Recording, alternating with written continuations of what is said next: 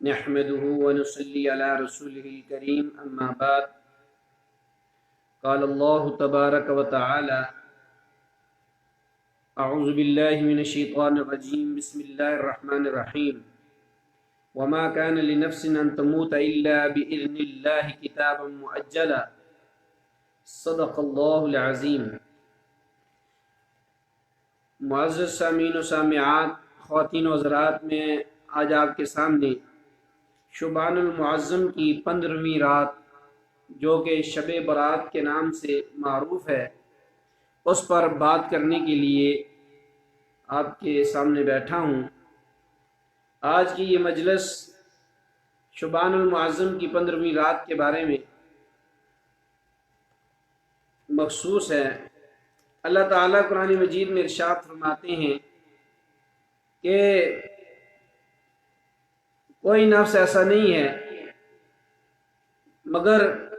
اللہ تعالیٰ کے حکم سے جو کچھ اس کے مقدر میں ہے وہ لکھ دیا، اس کی موت سے پہلے لکھ دیا جاتا ہے اور اس سے پہلے اس کی موت نہیں آتی۔ شعبان المعظم کے حوالے سے ہمارے یہاں بہت سی باتیں مشہور ہیں، اس میں سے چند باتیں میں آپ کے سامنے ذکر کرنا چاہوں گا۔ ایک بات تو یہ کی جاتی ہے کہ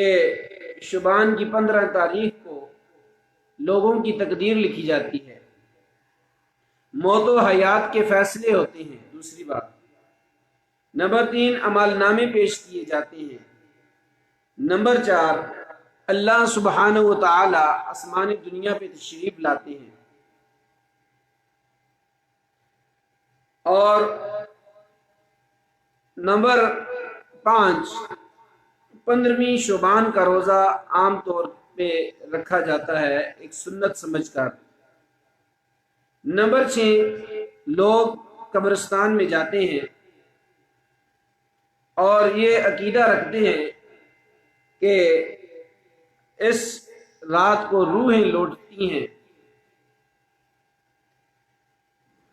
اور اس کو شب برات کہا جاتا ہے۔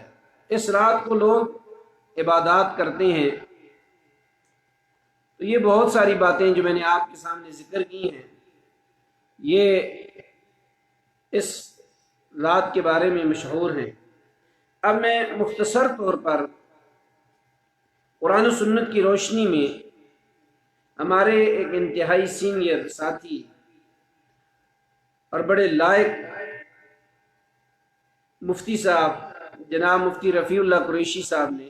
آج کی اس تاریخ کو ایک تحریر شائع کی ہے، میں انہی کی اقتباس کو آگے لے کر بڑھتا ہوں۔ انہوں نے سورہ آل عمران کی آیا نمبر 145 145 میں اس آیت کا حوالہ دیتے ہوئے لکھا ہے، وَمَا كَانَ لِنَفْسٍ أَن تَمُوتَ إِلَّا بِإِذْنِ اللَّهِ كِتَابًا مُؤَجَّلًا، کہ کوئی نفس بھی ایسا نہیں ہے مگر اس کی موت سے پہلے جو اس کے بارے میں لکھا جا چکا ہے، مقدر کر دیا جاتا ہے۔ اور اسی طرح صحیح مسلم کی روایت کو انہوں نے ذکر کیا کتاب القدر میں، حدیث نمبر 2653، کہ کتب اللہ مقادیر خلائق السماوات والارض ب50,000 سنہ، کہ اللہ تعالیٰ نے زمین اور آسمان میں جتنی بھی چیزیں ہیں ان کی تقدیر کو 50,000 سال پہلے لکھ دیا ہے۔ ان چیزوں کو سامنے رکھتے ہوئے یہ تمام چیزیں جو معاشرے میں مشہور ہیں، اگر ان کا جائزہ لیا جائے اور صحیح احادیث کا مطالعہ کیا جائے تو ہمیں اس کے بارے میں کوئی چیز بھی نہیں ملتی۔ اگر میں ایک چیز کو لے کر بات کروں تو بہت لمبی اور طویل بات ہو جائے گی۔ اب مثلا اسی بات کو لیا جائے کہ تقدیر کے فیصلے لکھے جاتے ہیں تو وہ تو اللہ تعالیٰ نے سب سے پہلے ہی لکھ دیے ہیں، موت و حیات کے فیصلے۔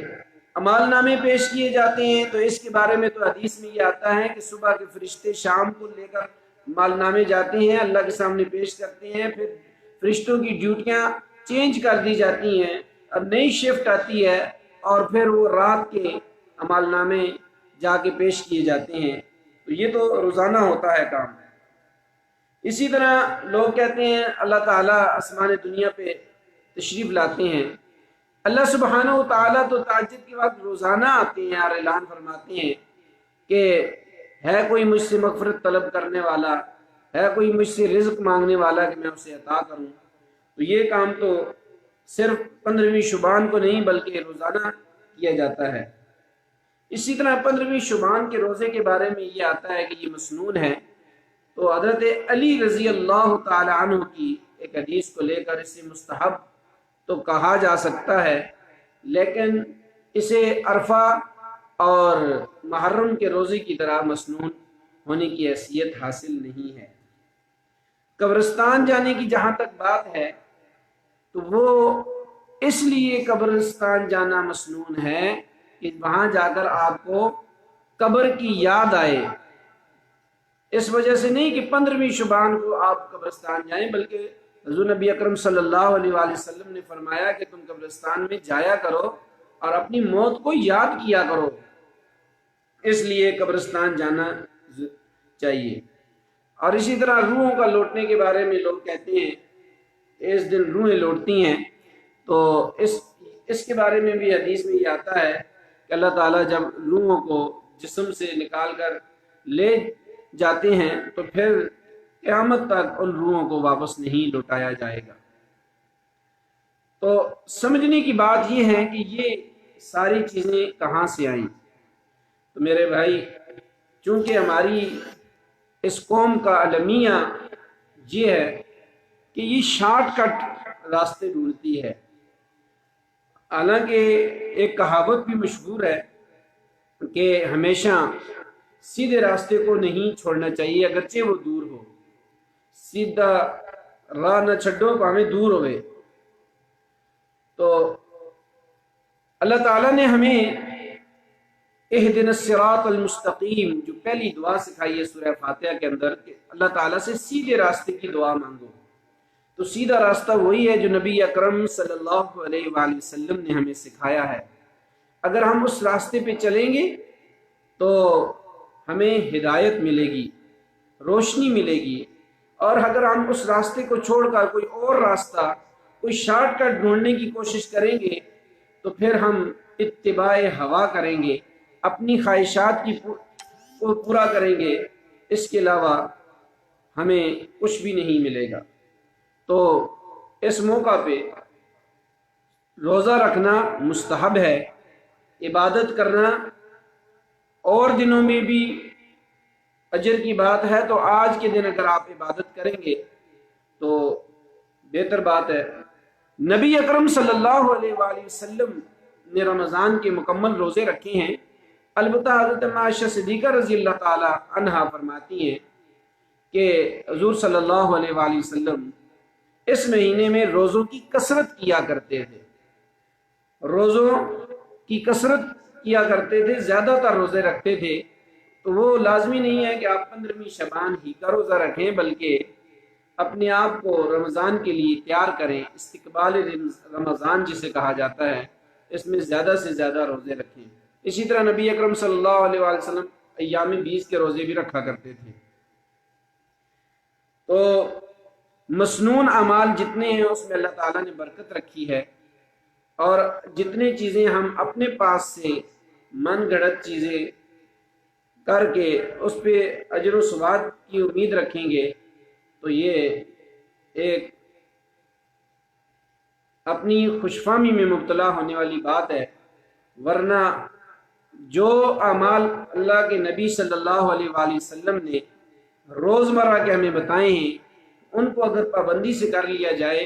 تو وہ ان اعمال سے کہیں زیادہ بہتر ہیں۔ تو اب میں اس بحث کو اس پر